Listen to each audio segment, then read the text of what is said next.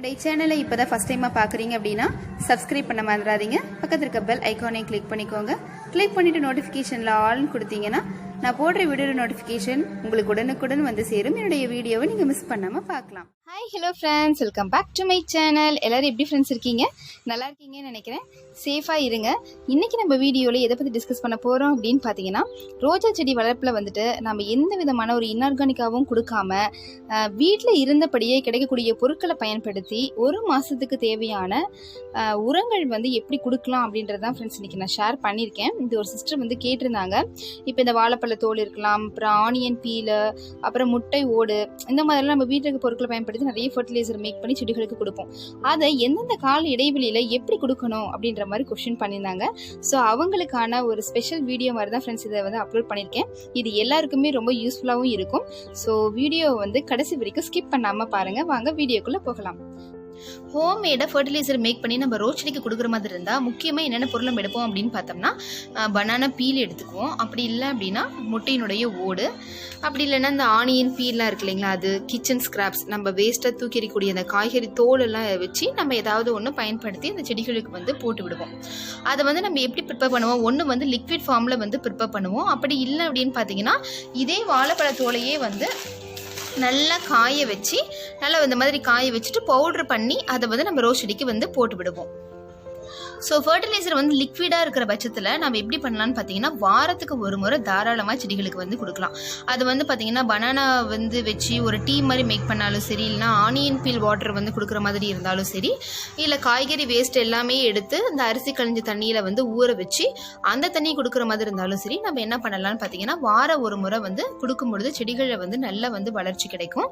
அப்படி இல்லை அப்படின்னு பார்த்தீங்கன்னா, இந்த மாதிரி வந்து பழங்களை வாழைப்பழத்தையே வந்து நம்ம எடுத்து சின்ன சின்ன துண்டுகளாக நறுக்கி நாட்டு சர்க்கரையில் கலந்து ஃபர்மெண்ட் பண்ண வச்சு அதையும் நம்ம தண்ணியில் கலந்து வாரத்துக்கு ஒரு முறை கொடுக்கலாம். மீன் அமிலத்துக்கு பதிலாக இதை கொடுக்கும் பொழுது நல்லாவே செடிகளில் வந்து வளர்ச்சி வந்து ஏற்படும். ஸோ மெயினாக நம்ம லிக்விடாக கொடுக்குறோம் அப்படின்னா நம்ம என்ன பண்ணலாம்னு பார்த்தீங்கன்னா, வாரம் ஒரு முறை தாராளமாக செடிகளுக்கு கொடுக்கலாம். அது இந்த வாழைப்பழ தோல் மட்டும் கிடையாது, இந்த பீட்ரூட்லாம் கூட நம்ம எடுத்து வச்சு அதனுடைய தோள்கள்லாம் எடுத்து வச்சு தண்ணியில் நல்லா ஃபர்மெண்ட் பண்ண வச்சு அதை வந்து கொடுக்கும் பொழுதுமே நல்ல செடிகள் வந்து கலர்ஃபுல்லாக வந்து பூக்கள் வந்து கொடுக்கும். ஸோ நீங்கள் வந்து பவுடர்லாம் என்னால் பண்ண முடியாது அப்படின்னு ஃபீல் பண்ணுறவங்க தாராளமாக வந்து இந்த பொருட்களை பயன்படுத்தி என்ன பண்ணலாம், வாரம் ஒரு முறை நீங்கள் வந்து லிக்விடாக ஃபர்டிலைசர் மேக் பண்ணி தரலாம். சில பொருட்கள்லாம் பார்த்தீங்க அப்படின்னா 15 நாளைக்கு ஒரு முறை கொடுக்குற மாதிரி தான் இருக்கும்.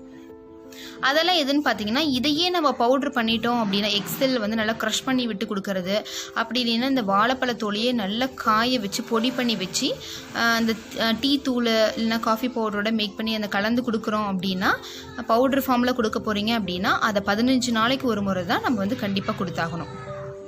அடுத்தது வந்துட்டு இன்னும் என்ன பொருள் வந்து 15 நாளைக்கு ஒரு முறை நம்ம செடிகளுக்கு கொடுக்கலான்னு பார்த்தீங்கன்னா, நம்ம செடிகள்லேயே வந்து பார்த்தீங்கன்னா இரும்பு சத்து பற்றாக்குறைகள் வந்து ஏற்படும்.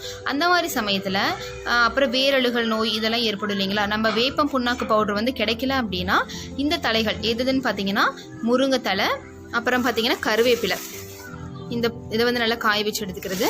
அப்படி வந்து இன்னொன்று வந்து என்ன பார்த்தீங்கன்னா வேப்பிலை, இந்த வேப்பிலையும் வந்து பார்த்தீங்கன்னா காய வச்சு எடுத்து வச்சுக்கோங்க. இதை மூணையுமே வந்து சரி சம அளவாக எடுத்து நல்லா பொடிச்சு அதை வந்து 15 நாளைக்கு ஒரு முறை நீங்கள் செடிகளுக்கு குடிச்சிட்டு வரும்போது நல்லாவே பலன்கள் வந்து கிடைக்கும். செடிகள் வந்து நல்லா வளர்ச்சி இருக்கும்.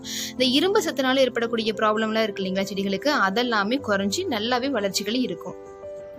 வேப்பிலையை சேர்த்தும் பொழுதும் இந்த வேற அழுகல் நோய் ஏற்படுறது, இல்லைன்னா வந்துட்டு ஃபங்கல் வந்து அட்டாக் ஏற்படுறது, இந்த மாதிரியான ப்ராப்ளம்லாம் தவிர்க்கிறதுக்கு நம்ம தாராளமாக வேப்பிலையை வந்து செடிகளில் வந்து சேர்த்திக்கலாம். ஸோ இந்த மூணுமே நம்ம கலந்து பவுடராக்கி எடுத்து வச்சுக்கிட்டோம் அப்படின்னா நம்ம வந்து ஒரு 20 days ஒன்ஸோ இல்லைன்னா 15 days ஒன்ஸோ வந்து செடிகளுக்கு கொடுத்துட்டு வரும்பொழுது நல்லாவே அந்த மண்ணும் வந்து நல்லா ஊட்டம் பெற்று நல்லாவே செடிகள் வந்து வளர்ச்சி வரும். ஸோ இப்போ வந்து உங்களுக்கு கொஞ்சம் ஐடியா கிடச்சிருக்கும். அதாவது லிக்விட் ஃபர்டிலைசராக கொடுக்குற பட்சத்தில் வாரம் ஒரு முறை கொடுக்கலாம் நம்ம வீட்டில் இருக்க பொருட்களை பயன்படுத்தி. இல்லை பவுடர் ஃபார்மாக கொடுக்க போகிறீங்க அப்படின்னா 15 நாளைக்கு ஒரு முறை நான் சொன்ன மாதிரியே இதை வந்து நல்லா காய வச்சு பவுடர் பண்ணி நீங்கள் செடிகளுக்கு வந்து கொடுக்கலாம்.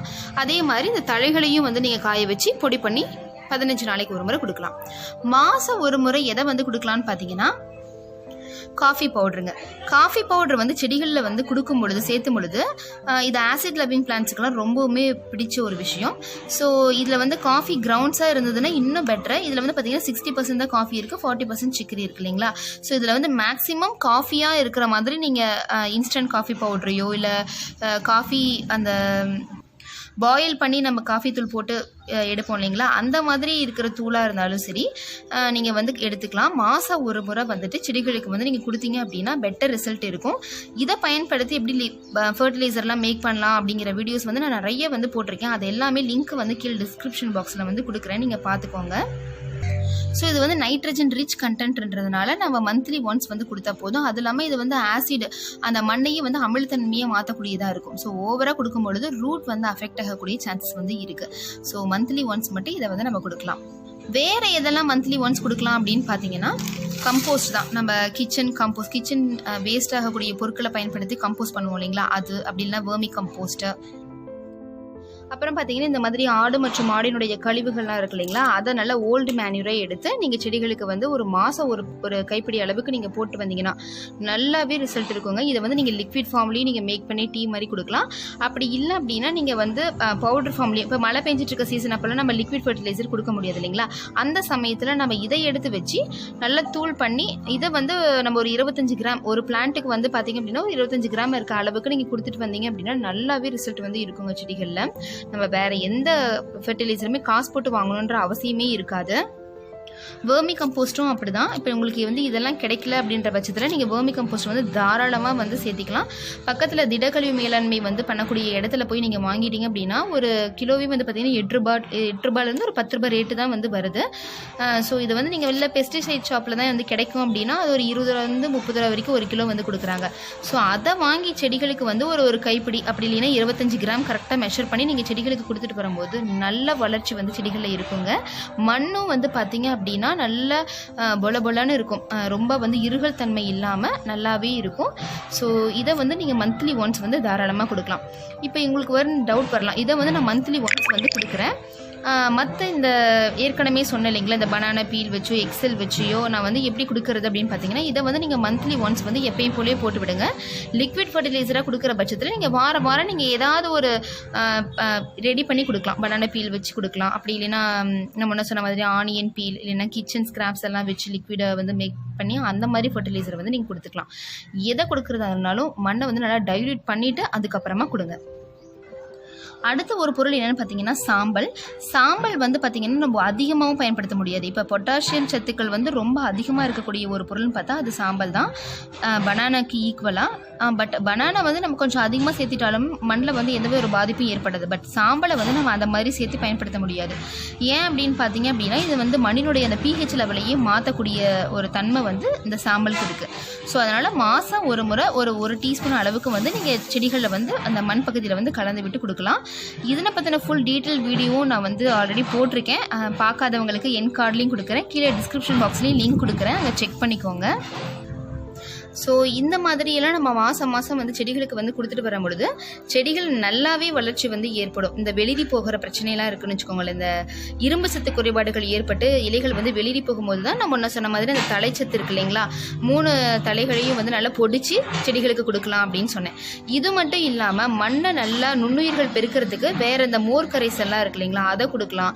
புளிச்ச மாவை வந்து நம்ம தண்ணி நல்லா விட்டு கலந்து விட்டு கொடுத்துட்டு வரலாம். ஸோ இந்த மாதிரியான நிறைய ஹோம்மேட் ஃபர்டிலைசர் வந்து நம்ம ப்ரிப்பேர் பண்ணி கொடுக்கலாம்.